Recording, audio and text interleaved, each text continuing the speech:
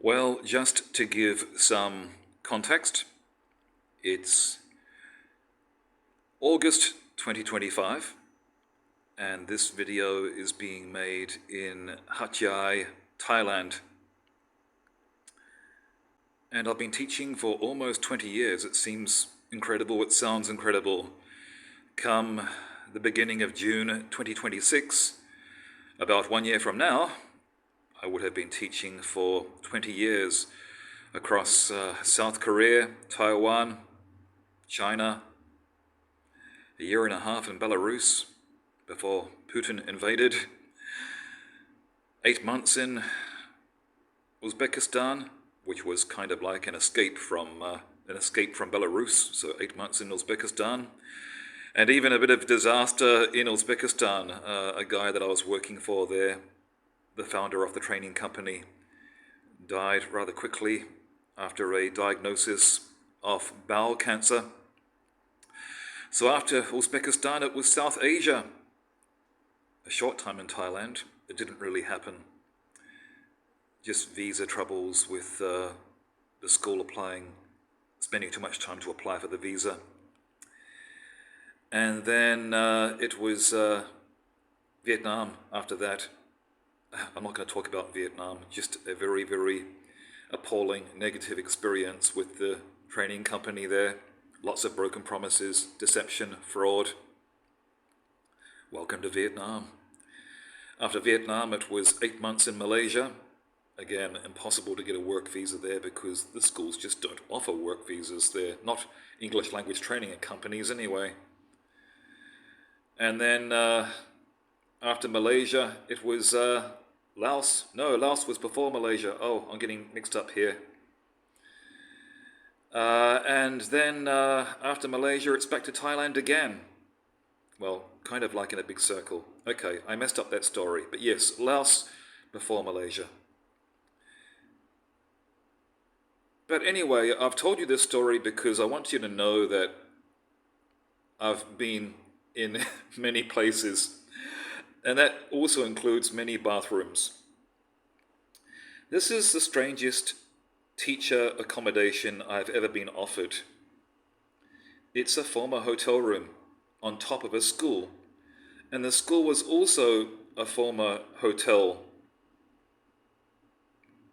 So each classroom is going to be about this size. This is not a classroom, this is my makeshift accommodation come bedroom. You can see here even I don't have a real bed, but at least I have a real mattress. But the classrooms at this school are this size. You can put in about 12 to 15 students. Don't worry about my packing. Yes, I am packing because I'm leaving. Okay, that's the story. And as all the rooms are the same, my accommodation provided by the school is also a former hotel room and the same size. Now this hotel is kind of interesting because it never actually opened. I would say it was built around 1990, maybe 1991, maybe even as late as 1994. Quite clearly there was a massive growth of, well, I don't know, hotel rooms and wishful thinking that Hat Yai would attract a lot more tourists from Malaysia. I don't know what the government policies were back then or the business mood was back then, but I realize these things can really change a lot over the years in various places that hope for tourism. And the end result was that this area that I'm in, and in fact many areas of Hat Yai, have way too many hotel rooms that hardly have any guests. They struggle to survive. It seems like the owner of this hotel pulled the pin on it even before opening day. In fact, that's actually what happened. I'm guessing the location wasn't seen as ideal. It's not bad, but it's on a main street. Certainly not noisy, but certainly there are some quieter places closer to nature on the back streets with more trees. Also, I think the architectural design was bad. They have 5 floors, but no lift, no elevator. That's going to be a real killer. Imagine coming in after many, many hours of travel and checking in, and then they say, yes, walk up even to the second floor.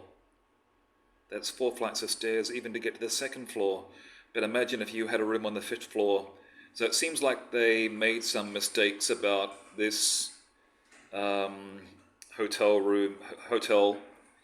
and they decided to just not open it. And somewhere along the line, it became a school. Actually, what is claimed to be, and I'm not going to mention the company here, the #1 IELTS training and testing center in Hat Yai. I think if anybody does some research, they'll know the name of this company and the name of this building. And so it seems like it went from being a hotel that never opened to a school very quickly. Consequently, all the classrooms have bathrooms attached, just like this room here. And let's take a look, just to prove to you that this was a hotel that never opened. Up here you can still see the plastic, the original plastic, and some of the rooms that just haven't ever been used and are just kind of sitting, doing nothing, have even more of this plastic on, going all the way down, and plastic on the nozzle. But a lot of the time the plastic has been taken off by people that have stayed here for some time, or the students that have used the basically as classroom toilets. But you can see there, the original plastic is still there. And I did see some plastic around this little, I guess it's a towel holder that I took off. Now, to give you an idea of just how old this is, although it's had hardly any use, I mean the use that you would expect for a real hotel room, well it is a real hotel room, for a room that was used as a hotel room, you'll find that they have the original fittings. I mean, these would have been replaced many times in the last 30 odd years, but at the same time, although they are the original fittings, they've all gone kind of rusty from just occasional use. You know, I guess if they're getting used all the time, the rust will not build up so much, they will just break and be replaced. And for those people that want to see more about this, I will go out and take some pictures of the area where the people would walk downstairs. In this case, 5 flights of stairs, because the people did not bother putting in a lift or elevator. Again, excuse the mess. I'm actually packing up to leave Thailand. So it's not normally this messy, but you can see that I have acquired some furniture, basic creature comforts, and my little children down there from Japan. That's Fumo-san. And this really, really cool chair from Japan, which I'm going to need to leave here. It was about $96, or maybe even $100 US if I convert baht to American currency. It's got wheels on it, and it is super, super smooth because it's got high quality, I think they're called casters or coasters, I can't remember the word, but they are super high quality, and there's 5 of them there, and it's a very solid wooden base. This chair is, I don't know if it's popular in Japan, but it's a Japanese style design of chair that's known in Japan. A little bit short for me because I'm not Japanese, but I'm going to need to leave this here in Thailand, unfortunately. What a shame. I really like it. Now let's go outside and take a look at the rest of this hotel that was never a hotel.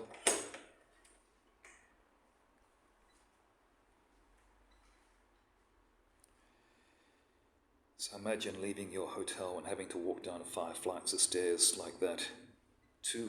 Actually, I think we describe it as 2 flights of stairs for every floor. That's nothing that you want to do if you have a 30 or even a 25 kg or even a 15 kg bag or any bag.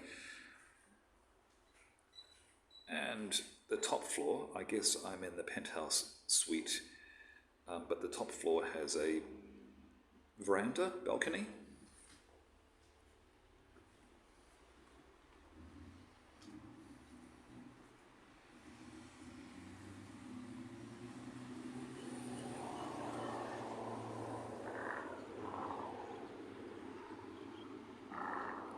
hotels everywhere. All of them mostly empty. For years and years, decades in fact. This is the Hat Yai Exhibition Centre. I think maybe Exhibition and Convention Centre, some title like that.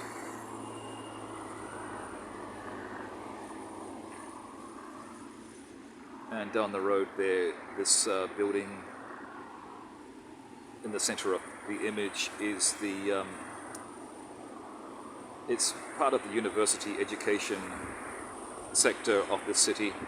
I think that particular one is the veterinary university or veterinary school of Songkhla University or Prince of Songkhla University, one of those ones. You can see quite a lot of this normal Thailand green vegetation, quite nice.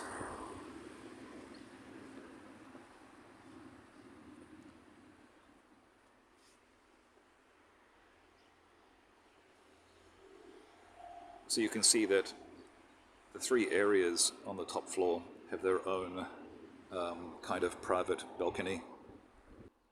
The hotel was going to have 24 rooms, but now the property is divided in half between tenant 1, which is the language school, and tenant 2, which is a sushi restaurant, as accommodation for its many staff. The school has 12 rooms.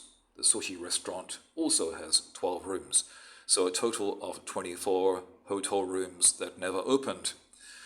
Now there are 4 different sets of stairs, 2 on the school division or side, and 2 on the sushi division or side, with each set connecting to 6 hotel rooms that never became hotel rooms, above the ground floor.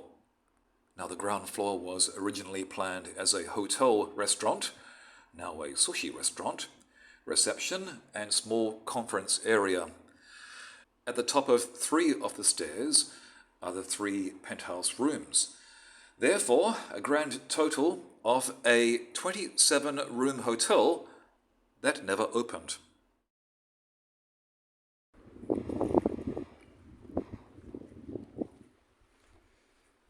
Three apartments on the top floor have their own, I can't say apartments, 3 rooms on the top floor have their own balcony area, but down below there is basically just 1 room this side, and of course it has its own toilet, and 1 room this side, and of course it has its own toilet and bathroom area.